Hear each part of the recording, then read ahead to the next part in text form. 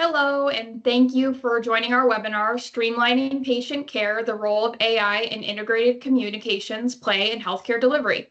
My name is Vanessa Ambrose, Senior Solution Architect with CDW and your moderator for today's event. Couple of quick housekeeping notes before we get started. Everyone is in listen-only mode. When you join this event, your name may be viewable by other session participants in the attendee list. This event is being recorded and may be shared publicly with others. The recording may include your name and any questions you submit to Q&A. Please note you may submit questions anonymously. We will leave time for questions at the end of the webinar, but we do encourage you to enter questions into the Q&A panel throughout the presentation. If we don't get time to answer all the questions, we will follow up via email. Lastly, for additional information like case studies, press releases, white papers, and more, please visit mobileheartbeat.com. And if you experience any technical difficulties, please refresh your browser, exit, and rejoin the event. If that does not resolve your issue, please send in a message and we will be happy to assist. Next slide, please. Excellent, thank you. So for today's webinar, we will cover the following topics: the power of clinical communications, the value of the integrated ecosystem, AI and clinical workflows, and lastly, as mentioned, we will leave time for a question and answer period at the end. Next slide, please. And I'll be introducing our speakers today: Dr. Annabaker Garber, Chief Clinical Officer at Mobile Heartbeat, Kathleen McGrow, Chief Nursing Informatics Officer at Microsoft, and Mike Larsen, Executive Healthcare Strategist at CDW. Now, without further delay, let's get started, and I will pass it off to Dr. Annabaker. Thanks so much, Vanessa, and welcome to everybody. Thanks for taking the time to spend an hour with us. I hope it's worth your while.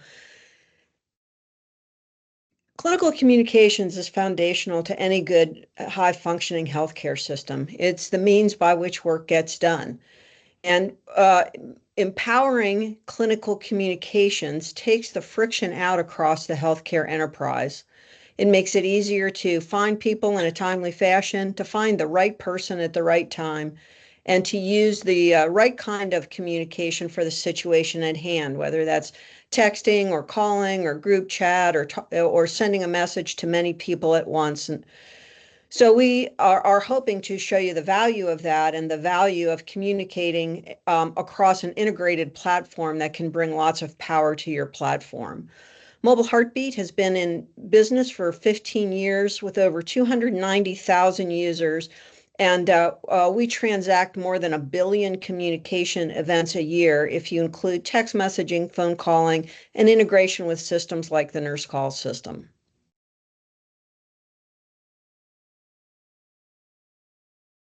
That's your cue, Kelly. So you all can define the problem better than I can. We know right now that often patient care is fragmented, and that's because it's sometimes hard to find the right person to talk to around delivering the care in a timely fashion. It's important that the information shows up within the workflow, and that it's the right information at the time that the person needs it. Poor communication can lead to increased medical errors, and it also decreases the efficiency with which people can work. So it takes them too long to find the right person, takes too long for that person to answer. If I have to think about 5 different ways that I might be able to get a hold of that person, all of that contributes to inefficiency.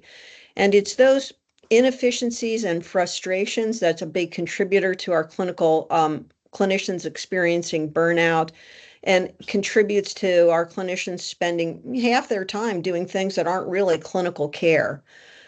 So all of that adds up to wasted dollars, wasted efficiency, wasted frustration that all could be channeled instead to providing care more directly to the patient. Yeah, I'll just add to that, Dr. Garber, that the problem is communication and maybe too much of it. There's too many platforms, too many devices. Clinicians have EMR inbox, they have chat, they have secure texting. And that coupled with what I would say is a labor shortage that we're all experiencing post-pandemic is exacerbating those problems. So we talk about 2 in 3 clinicians and nurses experiencing burnout. I think that number is probably higher. I would like to highlight the medical errors based upon transitions of care or continuity of care between care providers, at staff turnover, et cetera. And you have kind of a perfect storm. So as clinicians, both Kathleen and Dr. Garber, you guys have been in practice, you've had the devices and the platforms. Can you talk a little bit about how that impacted you from a clinical perspective, all this transient communication with very little insight? Well, that's a great question, Mike, and those are important comments that you made. Often organizations grow their communication platform by saying, oh, our nurses are really interested in this style of communication, and our physicians are interested in this style of communication. They want to text, but they just want to text each other. And then you've got a platform that sends out emergency notifications, but it doesn't really allow for information to come back. And then some organizations drive communication through the EMR, but that's only some kinds of communications. And then you've got some physicians who say, well, you can text me, but use my personal phone. And other ones who say, just call my answering service. And then other ones who say, oh yeah, get me anytime. Really hard for people to keep track of all those different styles of communication. And when any clinician has to think about what communication matches what situation, you're just wasting brain cells and wasting time. And so, and then if you've got devices that are not integrated into your communication system, the nurse call goes over here and the bed alarms go over there, and overhead paging is used for calling codes, and you've got a phone on your belt that's not a smartphone, and I can only use it for certain things. Now you've got a tool belt of stuff, and you've got information going to all different kinds of places, and you're asking the human being to be the integrator, and that's just really untenable. Kathleen, any insights about that? Yeah, I love that you bring up the BAT belt, right? The utility belt. I did an observation not that long ago with some clinicians, and I was kind of amazed that they had their PC on the desktop, then they had a tablet, then they had their, at that organization, they had a Rover phone, and then they had their cell phone. And 100%, Annabaker, to your point, the nurse that I was talking to, she did a lot of the transport triage, which is why she was kind of at a desk actually at that point in time, although she was clinical and she did work at the bedside as well.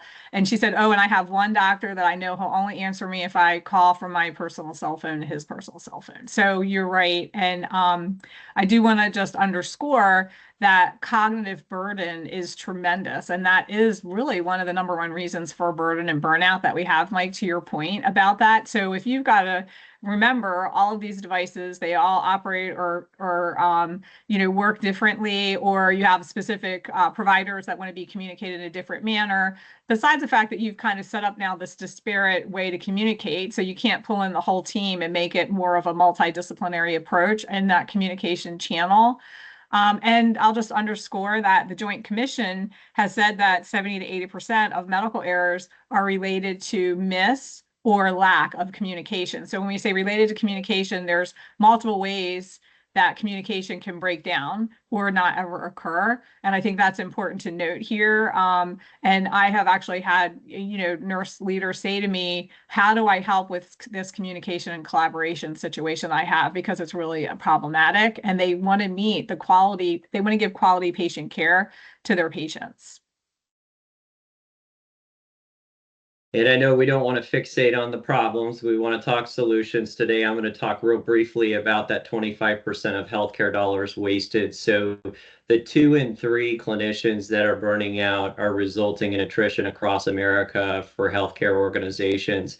And the cost to onboard, recruit, train a new nurse is over $60,000. Physicians are much more than that. So just keeping that in mind, that this burnout has a monetary impact as well, as we move forward and talk a little bit more about the solution. So obviously, if communications are the problem and disparate communications more specifically, we need a unified communication strategy and approach, and that's really what we're going to be talking about today. User adoption is not just limited to your physicians and your nurses. You need your ancillary staffs, your therapies, your administrative staff, your shared services, all to buy into this approach, or else you're going to be right back here talking about the problem. So as we move forward, Kelly, it would be great to have Dr. Garber and Kathleen talk about the power of a unified platform. So to Mike's really important point, when we say enterprise communication and collaboration, the first thing that we mean is that you have all parties using the system. So the technology people have to do a good job of making sure that it's accessible to all users, that the Wi-Fi is good, that the infrastructure is able to support an enterprise-wide platform. And we have to encourage all the people, the care team who are taking care of the patient, and all the people who are taking care of the care team to be on the same platform. So it's really hard to distinguish between a clinical communication versus an operational communication versus an emergency communication versus an administrative communication. They all really blend together. And if all those parties are using the platform, now we have one source to be able to find and people, one source to deliver the kind of communication that's appropriate for the situation, and one way for people to respond. So that decreases the likelihood of miscommunication and increases the likelihood that everybody's going to be united by that platform. That culture of adoption becomes really critical. And the adoption comes both from the fact that the system is easy to use and it's a delight. It's also comes from leadership seeing this as a priority and setting the expectation that it will be used by everybody and setting up the etiquette around how it's used. So we don't want nurses pestering the doctors with a million questions. We want them to do a good job of summarizing what they're asking and being clear about what the ask is. And at the same time, we don't want the doctors to be able to hide from being attainable or accessible when they're on duty. And the same goes for any other kind of clinician, right? So there's an expectation that it'll be used appropriately, and there's also an expectation that people respond in a timely fashion. When you integrate the communication platform into the whole operations of the workflow, whether of the system, whether that's nurses asking for help or just getting a quick question validated, to communicating to across departments, like nurses talking to the transporters or the house supervisor talking to the emergency department or whatever it is. You need to build the use of the tool into those workflows. There are lots of opportunity to do process improvement and identify the places where communication is less than efficient and where a tool like this can be of great value in expediting the process that's involved. And so the culture also means that you're willing to undertake those process improvement programs and use the tool to its highest and best use to increase the efficiency of that workflow. Integrating other kinds of systems into the communication platform is also key for efficiency and improved productivity and a higher level of quality and satisfaction. So the nurse call system is really the first candidate for integrating, being able to integrate the call bell ring into the phone that the nurse or the tech is carrying, allows for direct communication between the patient and the tech or the nurse. It speeds up the response time. It decreases the likelihood that the call bell is just going to ring at the front desk where nobody's going to look at it. And it decreases the likelihood that somebody is going to ignore it because it's gone directly to a specific person. Other kinds of integrations that are useful are around physiological monitoring, sending alerts from the monitors, or telemetry from a centralized monitoring unit. And as we get into the world of virtual care, whether it's virtual sitting, virtual nursing, virtual doctor rounding, you can integrate those platforms into the communication system. So whoever's at the camera end can talk to the person who's at the console end and find the right people involved. All these improvements lead to improved clinical outcomes and better throughput for your organization. Kathleen, any comments?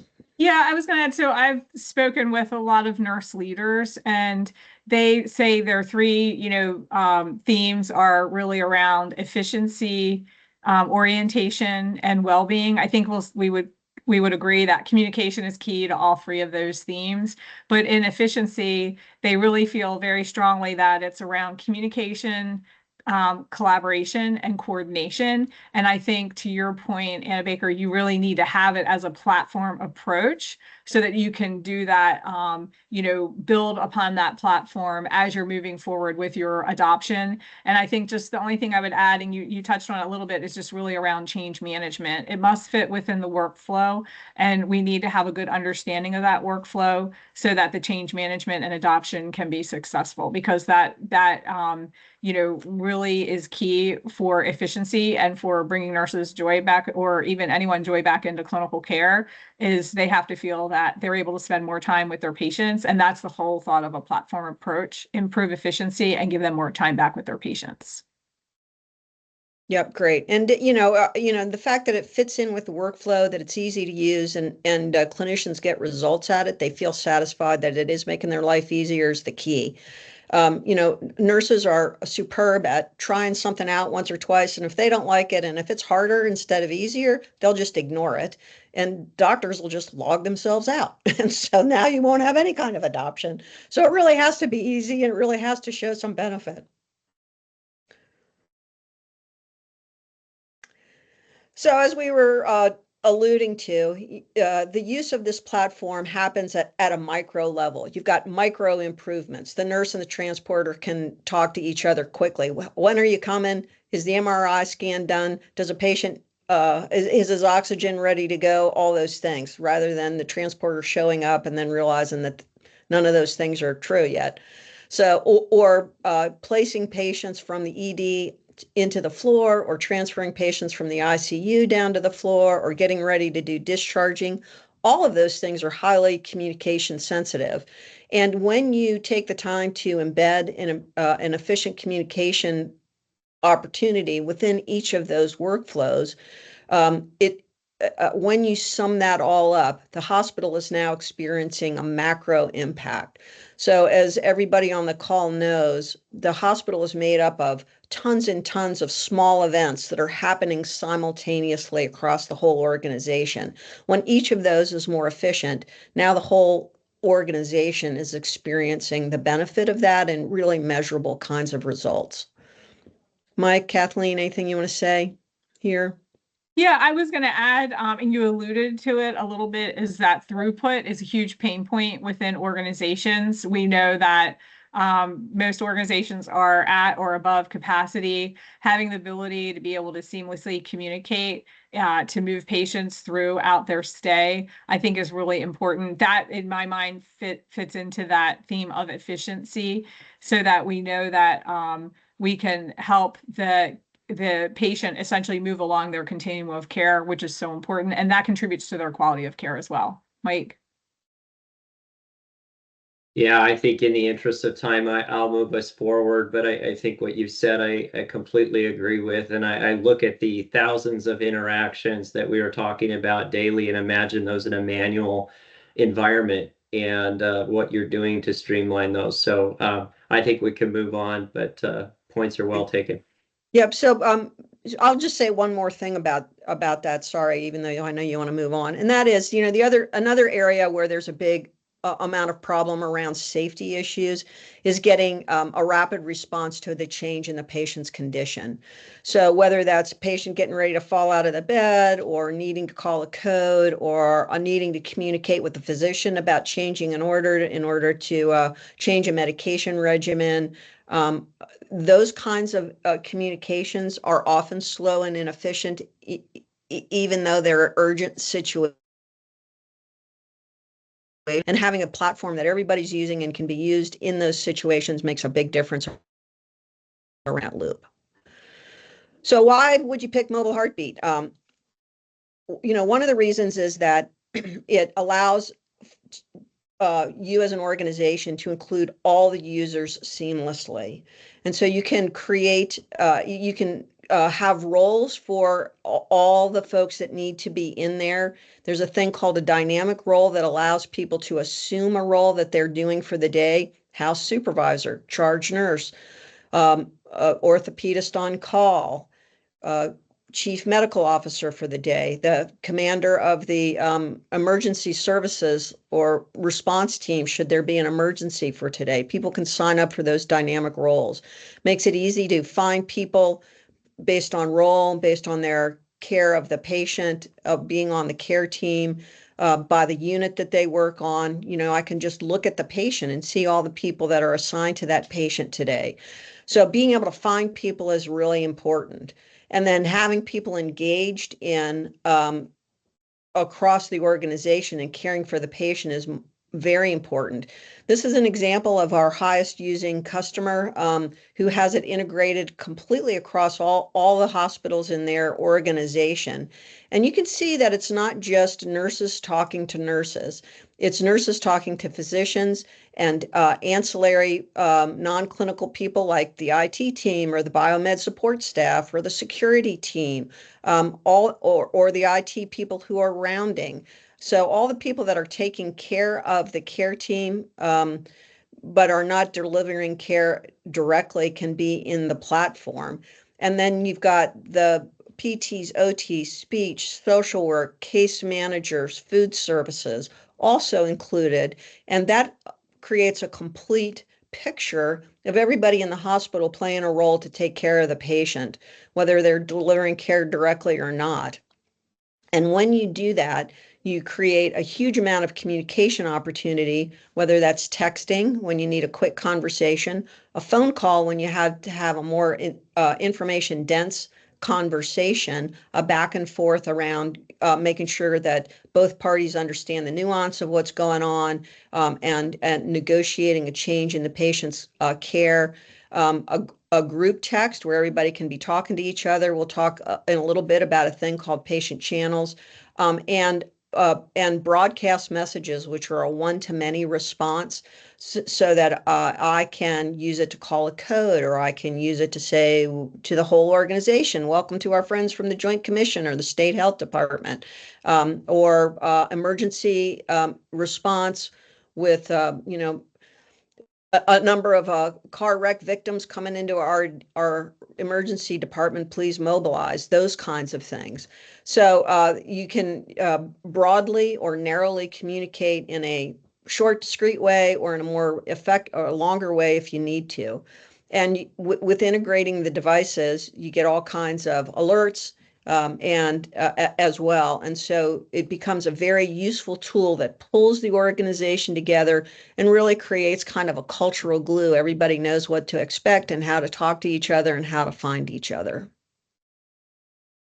Yeah, I think this is a great slide, Annabaker, because it really highlights that it's such a complex environment and it really does take a multidisciplinary approach to do patient care. Yeah, thank you. So, the hardest thing often is just finding the right person. So back to Kathleen's story. Oh, I gotta remember that guy just wants me on my personal cell phone to call him on his personal cell phone. Makes it hard, right? And often physicians are very frustrated by the fact that they're not sure who's taking care of their patient today. And even if they can look it up in the EMR, it's hard to figure out how to get a hold of them. So they often call the nurse's desk, and then are put on hold. So this makes the direct understand or acquisition of that information and being able to text or call that person directly seamless. And if I don't know who the house supervisor is today, but I know I need to find that person, I can search that way. If I want to look on a shift for who's the charge nurse on this shift today, I can do that. And I can see that information around the contact details. So if I want to call the doctor's answering service, I can see that information. So there are lots of ways to find somebody, which makes it easy to find them. So Oh, Yeah, go ahead, Mark. Annabaker. Well, I was I just was going to just say, I was just going to cover it briefly on the Microsoft Cloud for Healthcare. The Cloud for Healthcare has been around for a few years. The goal ultimately was really to help our customers and our partners be able to leverage the cloud for innovation, for growth and optimization of their business. And we have essentially built the cloud is built on the Azure platform. We have those horizontal capabilities, but then we have industry specific accelerators, apps, connectors, workflows, and then data and AI models. The goal really is to help our customers and our partners to enable them to be able to build and extend the capabilities that are in the Microsoft Cloud for Healthcare, and essentially leverage what is existing. And then they could build new if they choose to, or they could build what we have existing in the current capabilities. The power of the cloud is really that we have first-party technology that are built within Microsoft technologies, and I think Microsoft Teams, if you think about that, the integration there. But we also have an extensive partner ecosystem that has the ability to extend the capabilities farther, so that you can find a solution that fits the needs that you have based on the workflows and the problems that you're trying to solve. So I'll hand it over to Mike. Yeah, I would just add that, Microsoft has gotten the memo about building their own cloud capabilities for healthcare, but also maintaining that partner ecosystem from a healthcare solutions perspective. So, very strong story to tell. As we move forward to the next slide, let's talk a little bit about the value of the Azure Marketplace. So, for all the healthcare organizations that are on the call today, just the understanding that Azure Marketplace is a one-stop shop for, it's really your quality assurance for every application that you download from Healthcare Cloud, that it's optimized for the healthcare environment. It's secure from a HIPAA perspective. So just an important consideration as we talk about integration in more detail, that the Azure Marketplace is a safe zone to download those applications from the Microsoft Healthcare Cloud. And then Annabaker, I think you wanted to start talking a little bit about Banyan and their strong integration with Microsoft. Thanks, Mike. So Banyan is the cloud-based offering that Mobile Heartbeat is now making available to clients. It's a cloud native, and so that means that the maintenance and infrastructure to any one organization is much easier to manage. You can put a whole organization on a single tenant. It's integrated with Microsoft and the Teams infrastructure, so it uses the communication services built into Azure, and it will be integrated with Teams actually, and so it'll be sort of the clinical front end for Teams communication. So Teams is a fabulous tool for a business communication. It lacks, however, a patient-centric approach to communication. So what Banyan does is it puts the patient in the center, and you can use it by itself, Banyan, of course, by itself, if you want to integrate it with Microsoft Teams. So you've got a group of administrators or researchers or IT folks or other kinds of support people who are using Teams, but they want to get a hold of clinicians. They can send a message through Teams. It shows up in Banyan, and when the Banyan user responds, it goes back into Teams. So this will enable an easy transition to a clinical communication and communication platform, collaboration platform. So you get the best of both worlds that way. And now you've got the power of Microsoft behind you in terms of this cloud-based Azure database and the AI partner that Microsoft can be. So as you as a healthcare organization are developing insights based on your clinical data, and you want to serve those up to your clinicians at the right time in the right context, Banyan becomes the means by which you can make that possible. I'll just real quickly on that previous slide, I want to add that over 95% of healthcare customers have a significant investment with Microsoft. So the fact that Mobile Heartbeat and Banyan have placed bets on the Microsoft ecosystem is a solid one. As Dr. Garber said, it opens up capabilities for AI and the Teams integration that we'll be talking about in a moment. So an additional plug for our friends at Microsoft. Let's talk a little bit about the broader integration ecosystem. Dr. Garber talked a little bit about third-party integrations like the nurse call, alerts and alarms, et cetera. And I wanted to just emphasize the importance of building solutions that incorporate those key clinical systems. 4 years ago, right in the middle of the pandemic, Gartner released this vision for the future of healthcare delivery. And they really emphasize this patient-centric outcomes and the need for interoperability and technology infrastructure. So the only way to get to patient-centric care is really to increase situational awareness for clinicians, nursing staff, and improve their decision support at the point of care.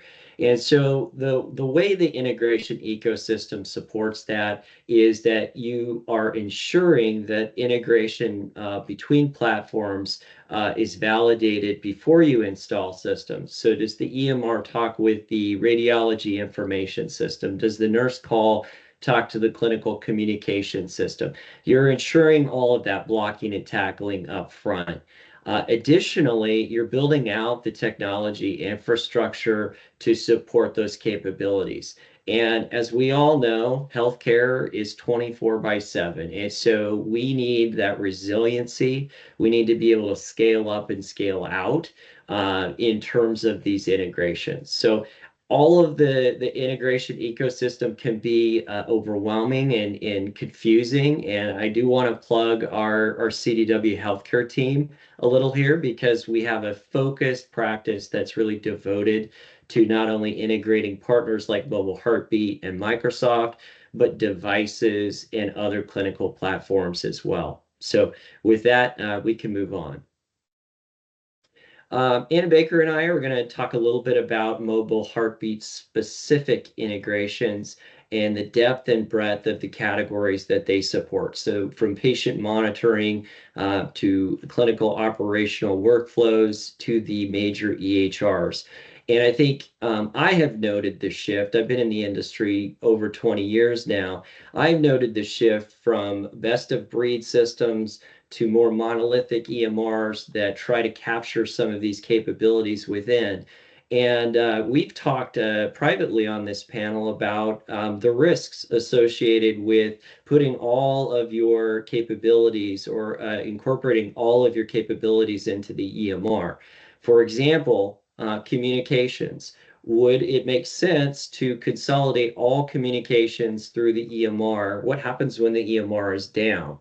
So I know Dr. Garber has some thoughts about what we're seeing, kind of the best of breed back to monolithic software packages. Just what are your thoughts and what are you seeing in the industry?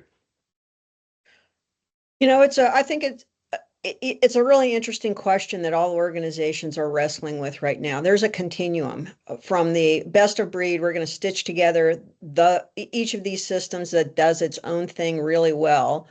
You know, the good part about that is each of those things does a great job. The bad part about it is it's really hard to manage. And at some point, the integration of all that information becomes extremely difficult. On the other hand, you've got the monolithic EMR, and you all know who I'm talking about, where it does everything for everybody all the time. And it does it pretty well sometimes. But it often doesn't allow for innovation or things to happen rapidly. And when you depend on it solely for everything, telephony, integrations, charting, and you have an event like a CrowdStrike event where all your desktops are locked up, or you have a cyber attack where it is now down for weeks at a time, now you've suddenly paralyzed not only the ability to chart the patient, you've locked up all those other things that you've driven through the EMR. So it's a thoughtful exercise to think about the risk management strategy that your organization has. I really appreciate the value of organizations investing in key vendors like Microsoft or their EMR vendor. and having a positive working relationship where it's more of a partnership as opposed to a vendor relationship is key to success. So there's a thoughtful conversation all of your organizations are having about that risk management and where you as an organization want to land with that. So you're weighing off the risk of all your eggs in one basket, so to speak, the functionality that you're asking the clinicians to undertake, and whether it's a satisfying and efficient experience, and the speed to innovation and trying out new things and being able to move quickly against your management philosophy. And so when you have tools like Mobile Heartbeat and Banyan that has a fully functional API suite that allows you to integrate with all kinds of other devices and capabilities. Now you have some more freedom to think about how monolithic do we want to be and how much risk do we want to have by having everything in one platform.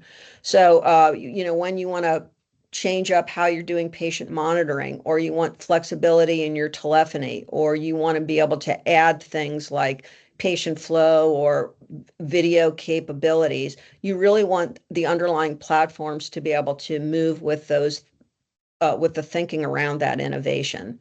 So that's hard to do, which is why you need organizations like Microsoft and CDW that can help you do it. And at the same time, you want to be able to be responsive and try out new ideas and not make it so hard. Anything you want to add to that, Mike? Nope, you covered it very well. I think we can advance into AI. I'm excited. Oh, aren't we all? Yeah. Go ahead, Kathleen.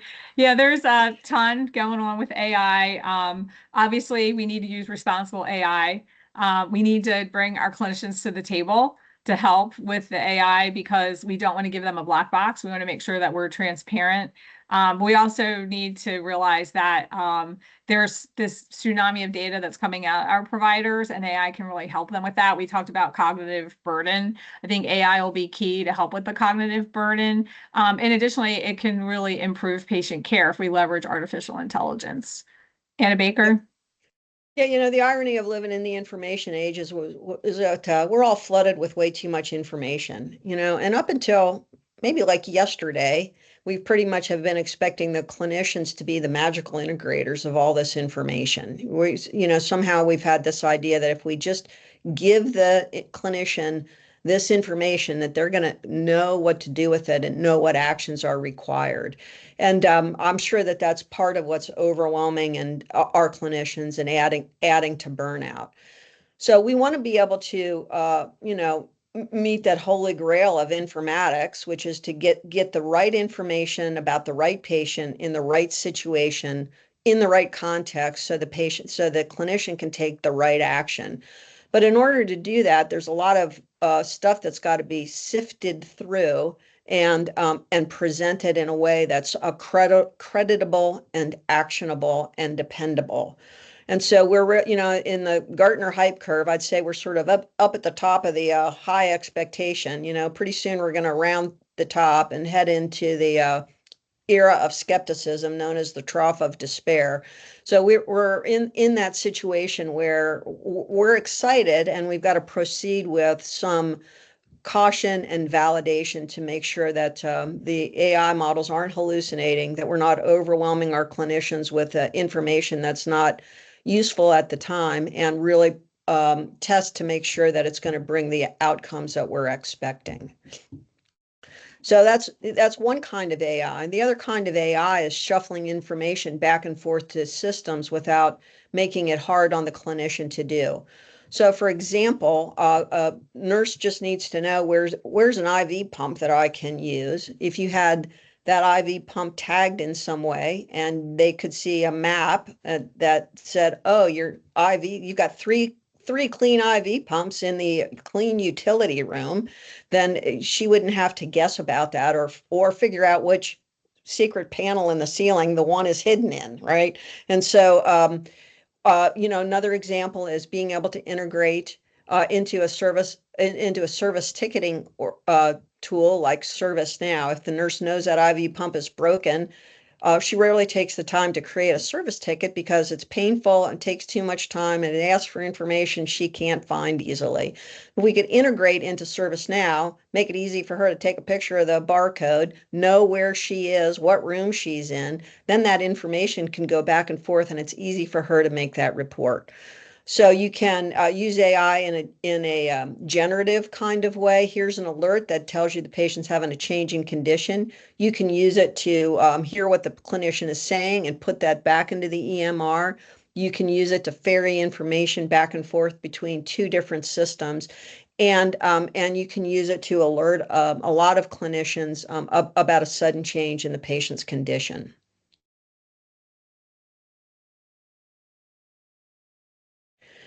So one tool that Mobile Heartbeat is actively working on, which we hope to have out early this spring, is a tool called Patient Channels.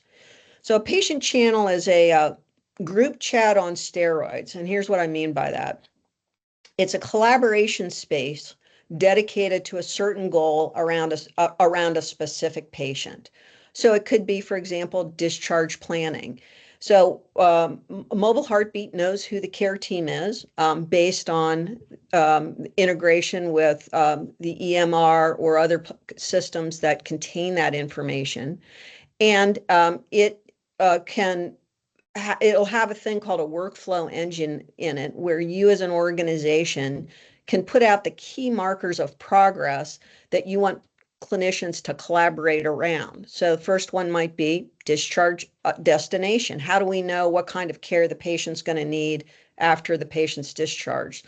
So if it's anything but home, then there's a number of key steps that need to be done in a timely fashion so that you're not extending your length of stay. What are the patient's capabilities, and what does that say about where they should go? Is that home with home health care? Is it skilled nursing, or is it acute rehab? So who's going to do that assessment, and what was the outcome of that? Then you need to have the case manager, as an example, create a list of possible destinations and determine whether there's availability for that destination and whether the patient's insurance or covers that. Then you've got to coordinate the travel of that. There's things like MedRec and patient education, just as examples. Each of those steps could be represented in the collaborative space, and there could be a running conversation about how those things are going. So the clinician's got one place to look to find all that information.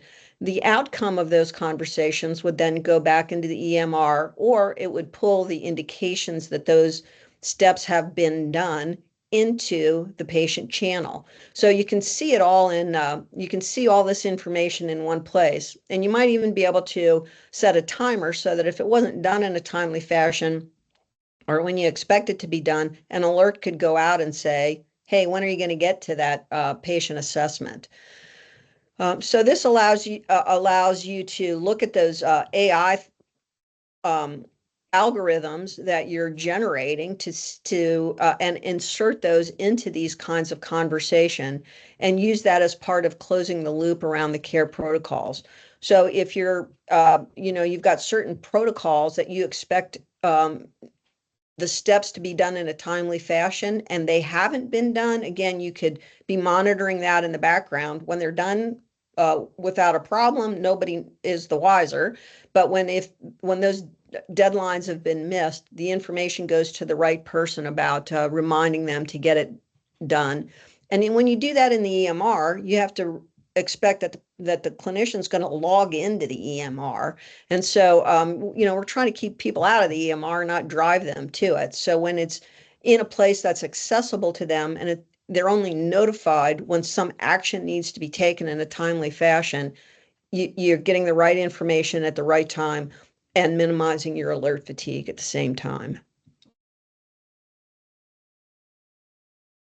So here's an example of that. The algorithm that you as an organization have set up to detect potential sepsis shows up, and the nurse and the physician can have a running conversation about that. The physician determines that an order change needs to be made. They go back into the EMR and do that order change, and you can see the ongoing conversation around the care of that patient around that particular event. So you've incorporated automatic detection of a potential problem, the ability for the nurse and physician to communicate in a timely fashion, and for both of them to see where they stand against timely delivery of the care.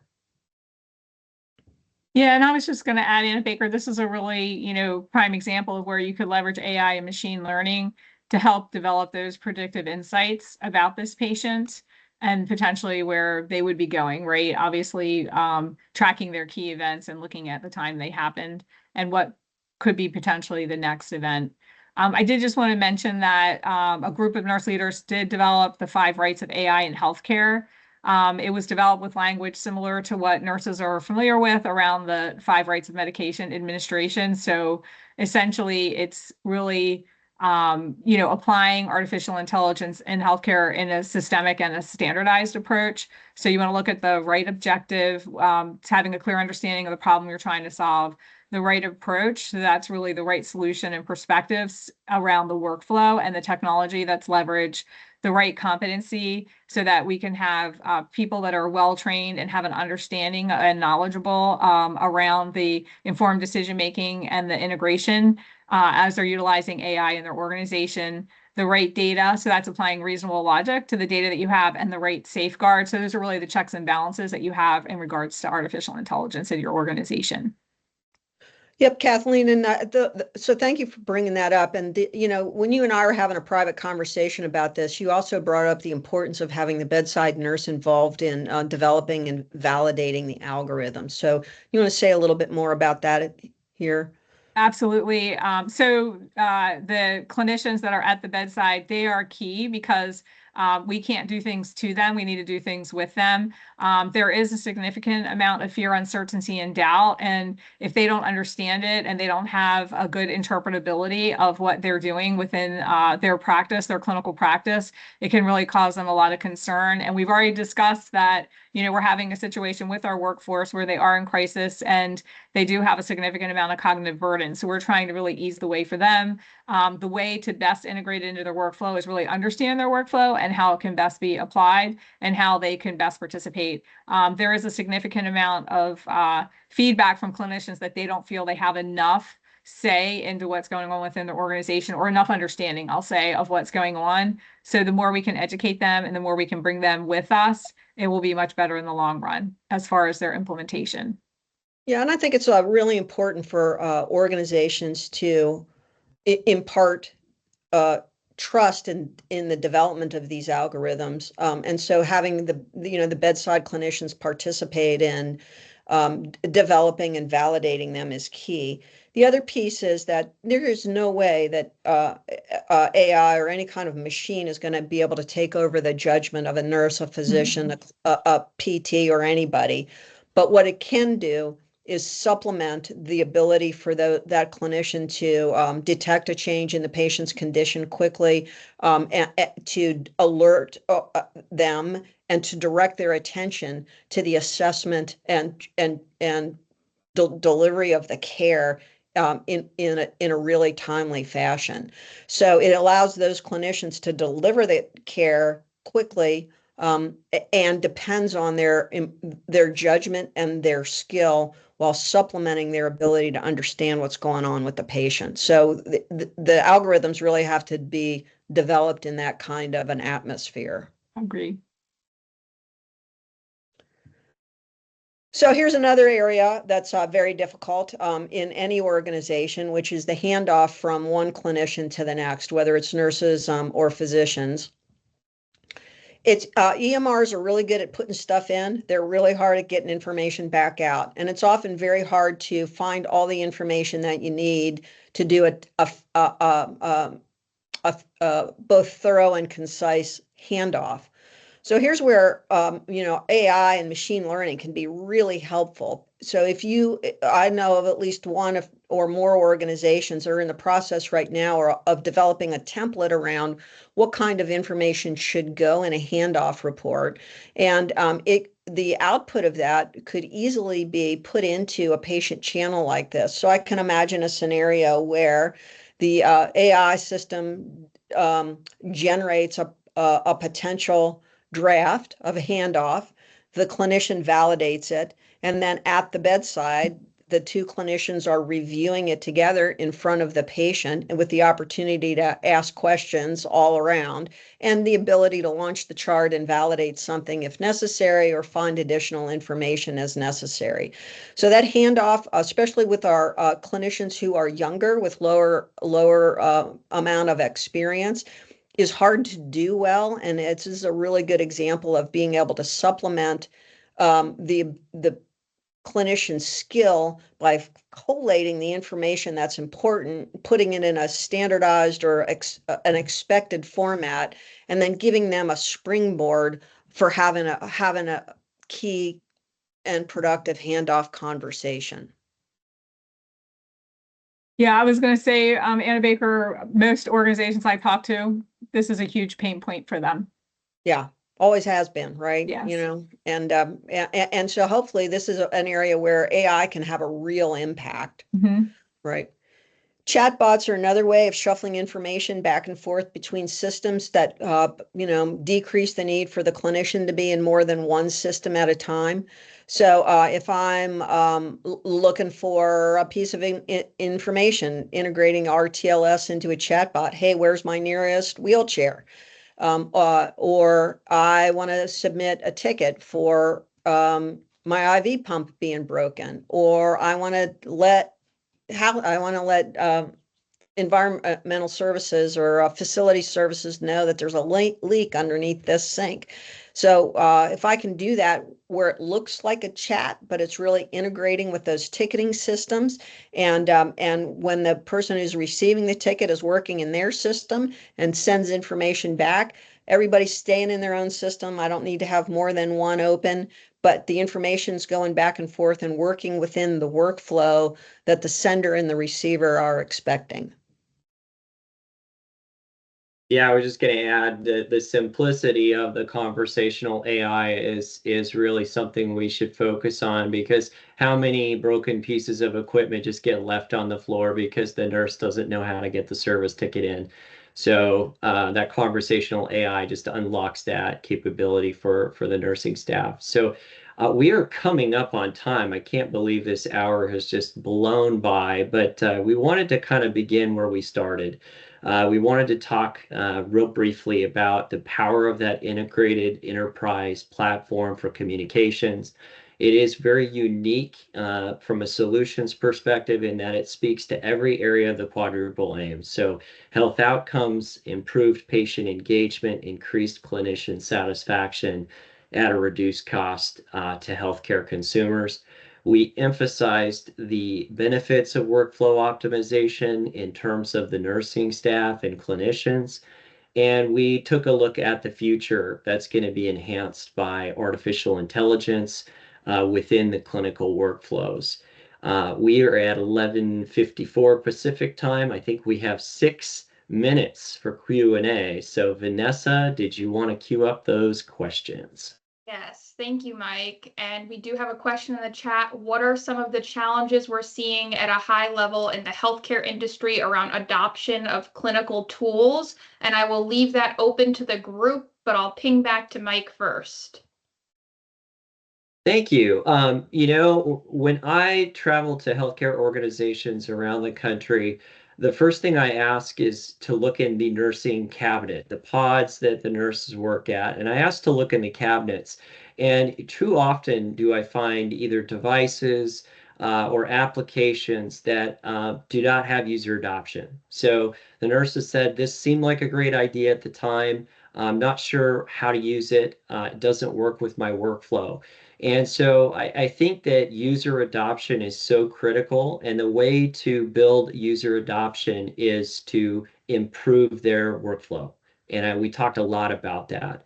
And that's for both the nursing staff and the clinicians. And I defer to the clinicians on the call as well. Mike, when we were doing our rehearsal, we were talking about just one more click, right? So, we have all these great systems that in and of themselves do a great job, right? And this goes back to the best of breed versus a fully integrated thing. And when you ask the clinician to just do one more click, or just put this thing on your tool belt, or just add this extra step into your workflow. At some point it becomes the one click that caused somebody to quit. And so part of the adoption really has to go to decreasing the just one more thing, and thinking about the steps you're taking away, thinking about the ease with which you're making their current task, how you're going to make that easier, rather than the just one more thing you're going to add. The other thing I'd say around adoption is that you got to be smart about how you target who you're asking to adopt and when. And so often there's change management strategies that will tell you how to find the folks who are most likely to start with, and then you begin to add to that. So you got to be smart about who you ask to adopt, when you ask them to adopt it, and how the message around what's in it for them. And when you put that together with taking away work, not adding work, then you're going to increase the likelihood of adoption. Yeah, and I'll just add, you have to have the end users there at the table to understand it. Somebody just can't have an idea, or force it on them. They have to be engaged and collaborative, and it has to fit within their workflow. I 100% agree with Annabaker and Mike. It can't just be additional clicks to have additional clicks. It must fit within the workflow. Thank you all. And with that, I will close out the webinar. Thanks everyone for hopping on today and carving out the time. And we look forward to following up with you. So appreciate it. Thanks so much, everyone. Thank you. Have a great day. Have a good one. Thank you.